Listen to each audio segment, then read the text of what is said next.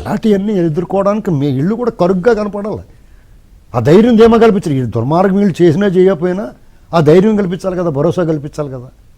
ఇది వరకు ఆ పరిస్థితులు లేవు. వీళ్ళందరూ ఏం చేశారంటే అండి, దీని అందరూ ఇంకో కారణం కూడా ఉంది.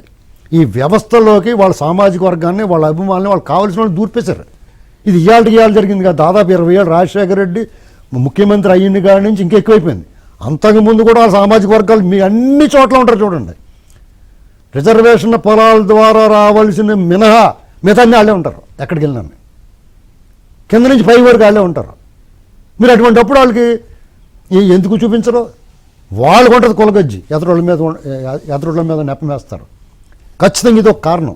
వాళ్ళ అధికారులు కళ్ళు మూసుకోవడం, నిజాయితీగా పనిచేయాలనుకున్నవాడు కూడా సరే మనోడే కదా నోరు మూసుకోమని చెప్తే పక్కన ఉన్నవాడు నోరు మూసుకుంటున్నారు. మీరు చూడండి, నిన్న మొన్న ఒక అధికారుల లిస్టు ట్రాన్స్ఫర్లు చేశారు. వాళ్ళందరూ ఎంత రాష్ట్రానికి ప్రజలకి ఎంత ద్రోహం చేశారు. చంద్రబాబు నాయుడు గారు అరెస్ట్ దగ్గర నుంచి, అంగళ్ళ గొడవ దగ్గర నుంచి ఈ లిస్టులో రాష్ట్రంలో భయభ్రాంతులు గురి చేసి మేమేమైనా చేయగలం అనుకున్న లిస్టు అంతా చూడండి. తోకలు కొంతమంది తోకలు దాచుకునే వ్యవహారం చేస్తారు, సినిమాలు కూడా తీసేస్తున్నారు వాళ్ళు. మీరు దీన్ని ఎలా ఎదుర్కొంటారు? మీ మీద వచ్చిన బురద కడుక్కుంటానికే మీ సమయం అంతా సరిపోతుంది కదా.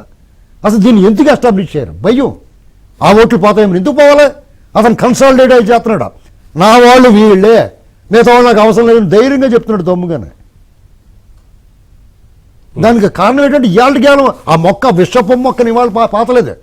నీలం సంజయ్ రెడ్డి గారి నుంచి ఆ విత్తనాలు వేసుకుంటూ వచ్చారు. ఇవాళకి ఇంగ్లీష్ తొమ్మలాగా విస్తరించిపోయింది.